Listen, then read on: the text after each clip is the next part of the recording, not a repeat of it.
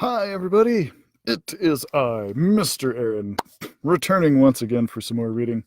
I do apologize. A few minutes behind getting started today. I was having some technical issues, but not with my computer this time. It was actually with my washing machine.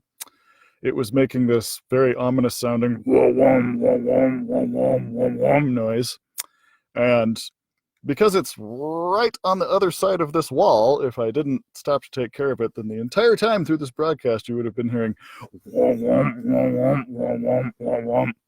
Thankfully, there's nothing wrong with it. It's just an unbalanced load. But anyway, getting to our story, you may remember that last time we left off, Jack and Annie were in ancient Egypt, and they had just gone inside of a pyramid, and they had found a ghost queen in there, and her brother had left her instructions on how to make it through the underworld to the next life, but she has bad eyesight and she cannot read the instructions, and so they're just hoping that perhaps Jack can read the instructions for her and help her pass over into the next life.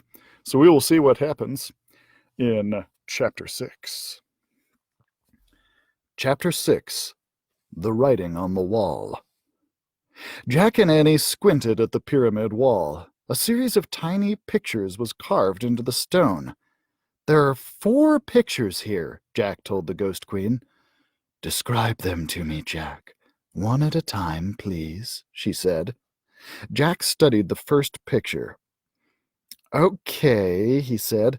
"The first one looks like this."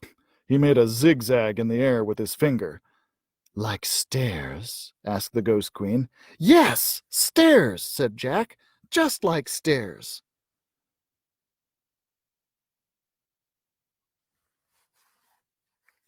She nodded. That was easy enough, Jack thought. He studied the second picture.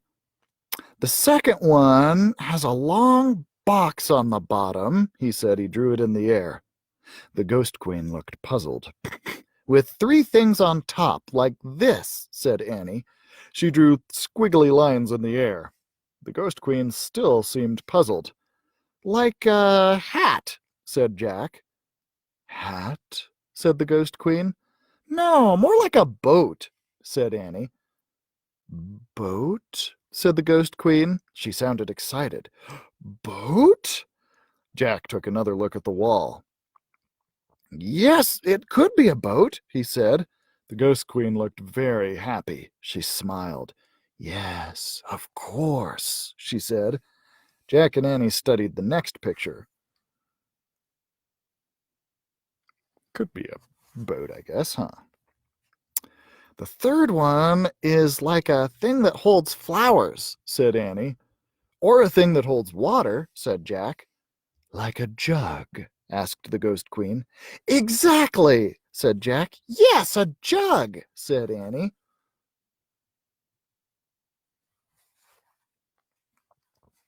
Jack and Annie studied the last picture. "And the last one looks like a pole that droops," said Annie.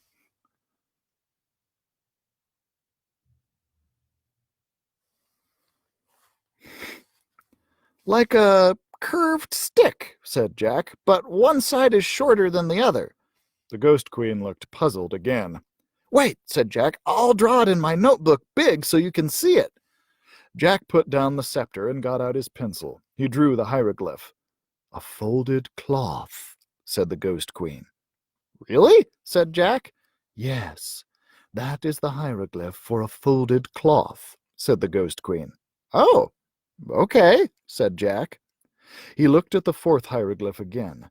He still couldn't see the folded cloth. Maybe it was like a towel hanging over a bathroom rod. "So that's all of them," said Annie. She pointed at each picture. "Stairs, boat, jug, folded cloth." Jack wrote the words in his notebook. "So what does the message mean?" he asked the Ghost Queen. "Come," she said. She held out her hand. "Come to my burial chamber." And she floated away. Chapter 7. The Scroll. Jack put the scepter and his notebook and pencil into his pack. The Ghost Queen seemed so kind and gentle. He wasn't afraid of her at all any more. Jack and Annie followed her deeper into the pyramid. Finally, they came to some stairs. "The stairs!" said Jack and Annie together. The Ghost Queen floated up the stairs. Jack and Annie followed. The Ghost Queen floated right through a wooden door. Jack and Annie pushed on the door. It opened slowly, and they stepped into a cold, drafty room. The Ghost Queen was nowhere in sight. Dim torchlight lit the huge room. It had a very high ceiling. On one side was a pile of tables, chairs, and musical instruments. On the other side of the room was a small wooden boat. "The boat!" said Jack. "What's it doing inside Queen Hetepi's pyramid?" asked Annie. "Maybe it's supposed to carry her to the next life," said Jack. Jack and Annie went over to the boat. They looked inside. The boat was filled with many things: gold plates, painted cups, jeweled goblets, woven baskets, jewelry with blue stones, and small wooden statues. "Look!" said Jack. He reached into the boat and lifted out a clay jug. "The jug!" said Annie. Jack looked inside the jug. "Something's in here," he said. "What is it?" asked Annie. Jack felt inside the jug. "It feels like a big napkin," he said. "The folded cloth," said Annie. Jack reached into the jug and pulled out the folded cloth. It was wrapped around an ancient-looking scroll. Jack slowly unrolled the scroll. It was covered with wonderful hieroglyphs. "The Book of the Dead," whispered Annie. "We found it!" "Oh, man!" Jack traced his fingers over the scroll. It felt like very old paper. "Queen Hetepi," called Annie, "we have it! We found your Book of the Dead!" Silence. "Queen Hetepi!" A door on the other side of the chamber creaked open. "Maybe she's in there," said Annie.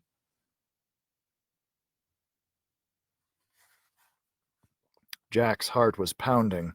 Cold air was coming through the open doorway. "Come on," said Annie. "Wait." "No," said Annie. "She's waited thousands of years for her book. Don't make her wait any more."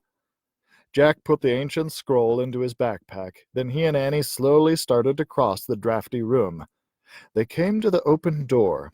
Annie went through first. "Hurry, Jack," she said. Jack stepped into the other room. It was nearly bare, except for a long gold box. The box was open. Its cover was on the floor. "Queen Hetepi?" called Annie. Silence. "We found it," said Annie. "Your Book of the Dead." There was still no sign of the Ghost Queen. The gold box glowed.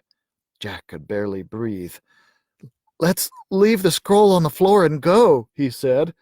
"No, I think we should leave it in there," said Annie. She pointed to the gold box. "No," said Jack. "Don't be afraid," said Annie. "Come on." Annie took Jack by the arm. They walked together across the room to the glowing gold box. They stepped in front of the box and peered inside. Chapter 8. The Mummy. A real mummy, Jack thought. Bandages were still wrapped around the mummy's skull, but most of the bandages had fallen away from the face. It was Hetepi, Queen of the Nile. Hetepi's mummy wasn't beautiful. It had broken teeth, little wrinkled ears, and a squashed nose. Its flesh had withered. Its eyes were hollow sockets. The rotting bandages on the mummy's body were coming off. Jack could see bones. "Oh, gross!" cried Annie. "Let's go." "No," said Jack. "This is interesting." "Forget it," said Annie. She started out of the room. "Wait, Annie." "Come on, Jack, hurry," cried Annie. She was standing by the door. Jack pulled out the Egypt book and flipped to a picture of a mummy. He read aloud, "Ancient Egyptians tried to protect the body so it would last forever. First it was dried out with salt." "Oh, stop," said Annie. "Listen," said Jack. He kept reading. "Next it was covered with oil. Then it was wrapped tightly in bandages. The brain was removed by—" "Yuck! Stop!" cried Annie. "Goodbye." She dashed out of the room. "Annie," called Jack, "we have to give her the Book of the Dead." but Annie was gone.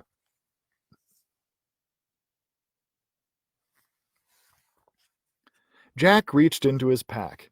He pulled out the scroll and the scepter. He put them next to the mummy's skull. Was it just his imagination, or did a deep sigh seem to shudder through the room? Did the mummy's face grow calmer? Jack held his breath as he backed out of the mummy room. He hurried through the boat room and headed down the stairs. At the bottom of the stairs, Jack heaved his own sigh, a sigh of relief. He looked down the hallway. It was empty. "Hey, Annie, where are you?" he said. No answer. Where in the world was Annie? Jack started down the hallway. "Annie!" he called out. Had she run out of the pyramid? Was she already outside? "Annie! Help, Jack!" came a cry. The voice sounded far away. It was Annie. Where was she? "Help, Jack!" "Annie!" Jack started to run along the shadowy hallway. "Help, Jack!" Her cry seemed fainter. Jack stopped. He was running away from her voice. "Annie!" he called. He went back toward the burial chambers. "Jack!" Her voice was louder. "Jack!" Jack climbed the stairs. He went back into the boat room, looked around at the furniture, the musical instruments, and the boat. Then he saw it. There was another door. It was right next to the door he had just come through. The other door was open. Jack dashed through it. He found himself at the top of some stairs.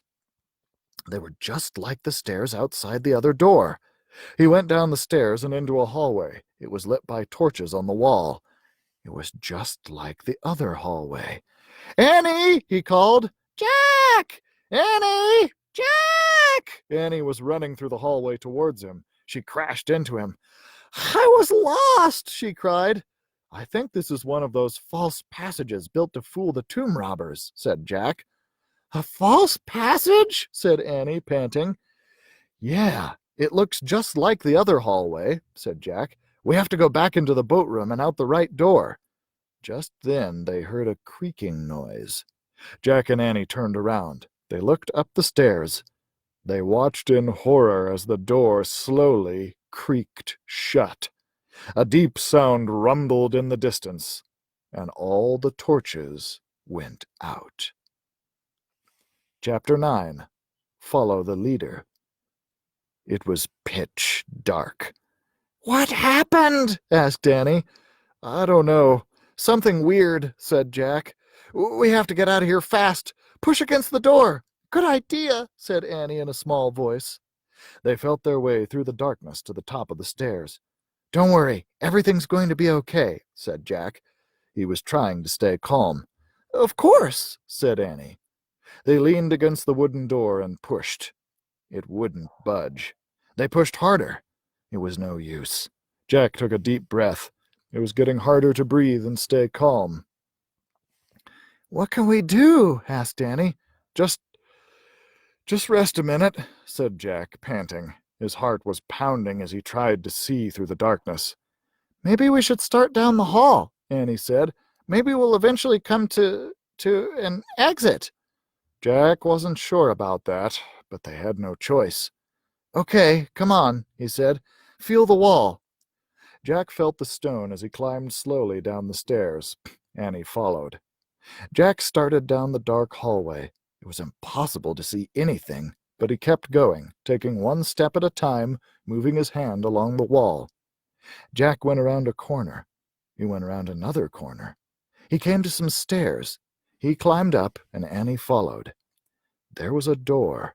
Jack pushed against it. Annie pushed too. This door wouldn't budge either. Or was it the same door? Jack and Annie stopped pushing. It was no use. They were trapped. Annie took Jack's hand in the dark. She squeezed it. They stood together at the top of the stairs, listening to the silence. "Meow!" "Oh, man," Jack whispered. "He's back," said Annie. "Meow!" "Follow him," cried Jack. "He's going away from us." Jack and Annie started down the dark hallway, following the cat's meow. Hands against the wall, they stumbled through the darkness. "Meow!"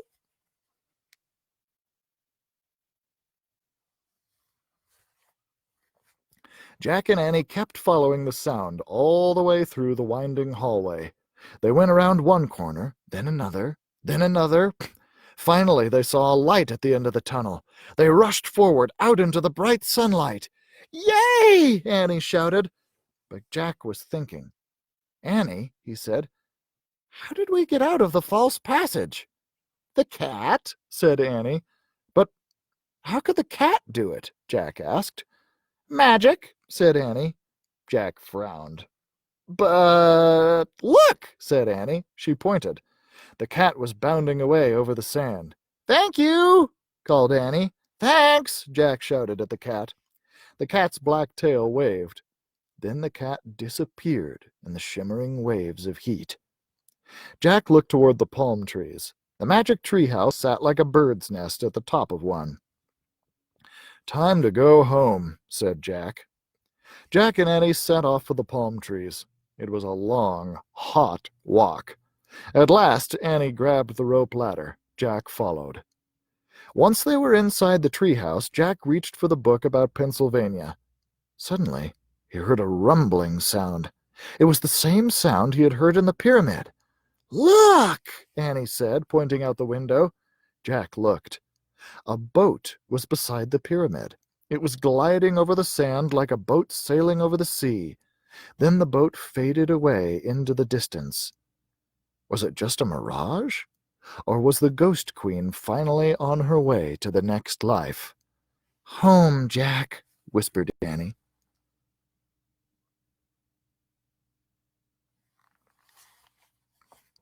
Jack opened the Pennsylvania book. He pointed to the picture of Frog Creek. "I wish we could go home," he said. The wind began to blow. The treehouse started to spin. It spun faster and faster. Then everything was still. Absolutely still. Chapter 10. Another Clue. Late morning sunlight shone through the treehouse window. Shadows danced on the walls and ceiling. Jack took a deep breath. The treehouse was back in the Frog Creek woods. "I wonder what Mom's making for lunch," said Annie. She was looking out the window. Jack smiled. Lunch, Mom, home. It all sounded so real, so calm and safe. "I hope it's peanut butter and jelly sandwiches," he said. "Boy, this place is a mess," said Annie. "We better make it neater in case Em comes back." Jack had almost forgotten about Em. Will we ever meet Em? Jack wondered. The person who seems to own all the books in the treehouse? "Let's put the Egypt book on the bottom of the pile," said Annie. "Good idea," said Jack. He needed a rest before he visited any more ancient tombs. "Let's put the dinosaur book up top of the Egypt book," said Annie. "Yeah, good," said Jack. He needed a long rest before he visited another Tyrannosaurus Rex. "The castle book can go on the very top of the pile," said Annie. Jack nodded and smiled. He liked thinking about the knight on the cover of the castle book. He felt as if the knight was his friend. "Jack," said Annie, "look!" She was pointing at the wooden floor. "What is it?" he asked. "You have to see for yourself." Jack walked to Annie and looked at the floor. He didn't see anything. "Turn your head a little," said Annie. "You have to catch the light just right." Jack tipped his head to one side. Something was shining on the floor. He tipped his head a bit more, and it came into focus. It was the letter M. It shimmered in the sunlight. This absolutely proved the treehouse belonged to M. There was no doubt about it. Jack touched the M with his finger. His skin tingled. The leaves trembled. The wind picked up.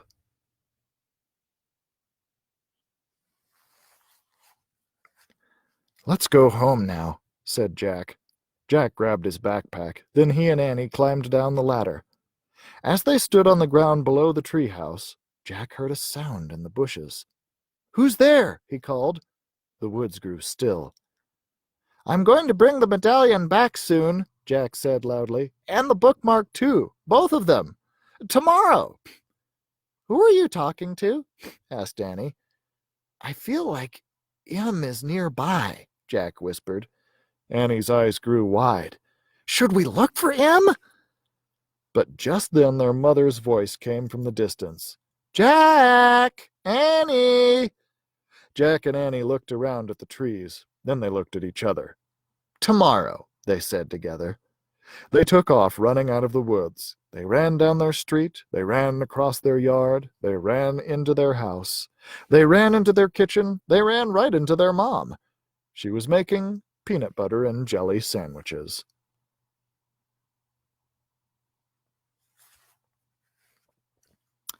The end.